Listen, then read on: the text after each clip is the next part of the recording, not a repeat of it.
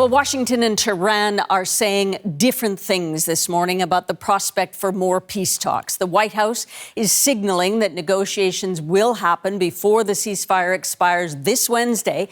But Iran is pointing to the U.S. capture of an Iranian cargo ship as a reason to stay out of those new talks.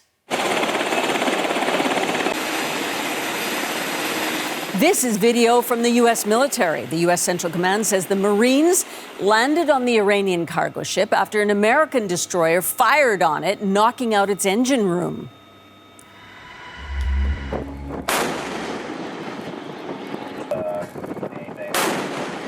And at last word, the Marines were searching that vessel. The New York Times quotes a U.S. official saying the military will decide what to do with the ship once the search is over. Pakistan is acting as the mediator for the talks, and U.S. side appears to be moving ahead with its preparations. The top U.S. diplomat in Islamabad met this morning with the country's interior minister. As Hira Mustafa tells us, Pakistan's prime minister and the army chief are working the diplomatic channels to keep these talks on track. The country's prime minister and chief of army staff are playing a very pivotal role in this whole conflict. But we have to see if these talks are going ahead, because we are hearing from the Iranian side that they're not going to send a delegation to Islamabad for the possible second round of talks. So it's going to be an uphill battle for the Pakistani government to bring the warring parties to the negotiating table. But it's important to note here that the country's army chief, who is also the chief of defense forces, was on a 3-day visit to Tehran last week. It's a very significant development in itself, because he rarely makes such visits, and if he does, these visits are not made public. So this tells that a lot of homework has already been done behind the scenes, and what Iran is doing now, it's more of a public posturing and a rhetoric game. That's what we are hearing from many analysts in the capital. And with the current security apparatus in the country, it tells that talks are going ahead, because we are also hearing reports that U.S. security team has already arrived in Islamabad over the course of night to review the ongoing security preparations. Mustafa in Islamabad. Now, let's get the latest from Washington. Willie Lowry is with us. Willie, what are we hearing, if anything, from the White House about these talks? Is anybody going?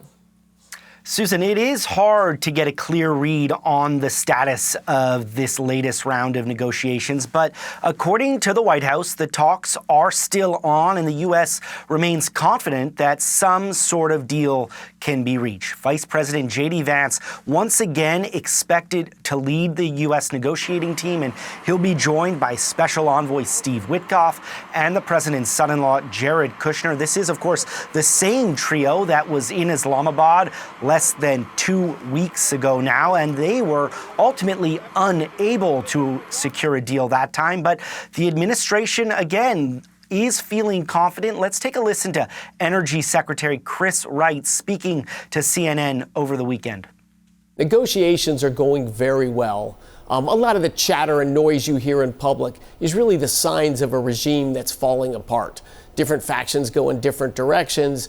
They're worried about trying to get some leverage at the end of these negotiations. I think President Trump and Vice President Vance have us on a pathway to a good ending of this conflict before long. But this latest round of talks comes as tensions in the Strait of Hormuz are incredibly high yet again, with the U.S. Navy firing at and then seizing an Iranian-flagged tanker over the weekend. And that tanker was supposedly trying to circumvent the U.S. blockade of the strait. That move ultimately prompting Iran to say that there were no current plans to engage in a second round of dialogue with the U.S. Let's take a listen to Ismail Bagai, a spokesperson for the country's foreign ministry. واقعا نشانه جدی نمی‌بینیم در مورد جدیت آمریکا.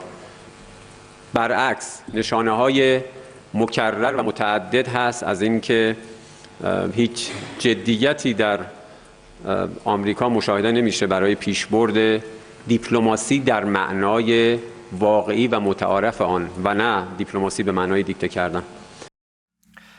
two different sides with very different takes on where and what these negotiations are going to be. But as we heard in the previous report, Pakistan is moving forward as though these talks will in fact take place. So, Willie, if Iran and a delegation shows up tonight or tomorrow and the talks go ahead, what are the key issues for this second round?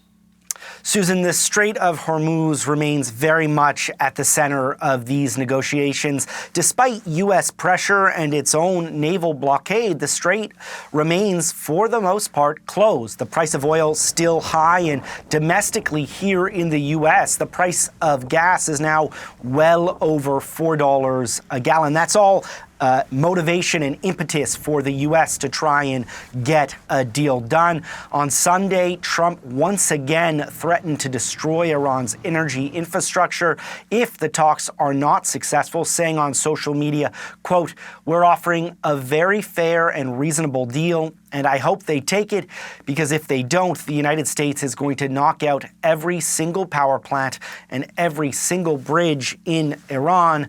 No more Mr. Nice Guy." Now, several points of contention between Washington and Tehran remain, including the fate of Iran's nuclear-enriched material. Now, Trump has repeatedly said that any deal would see the U.S. take what he describes as nuclear dust. Now, that is currently buried under rubble after last June's 12-day war. Now, analyst Kelly Grieco says that at this point, the goal of this latest round of talks may simply be to extend that original ceasefire. Let's take a listen.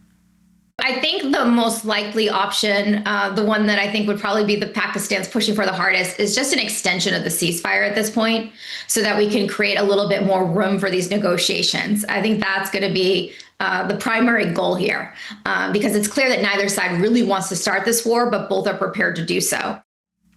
And that ceasefire, Susan, ends Wednesday. That's coming up very quickly. We'll count on you to bring us up to date. Thank you, Willie. My pleasure.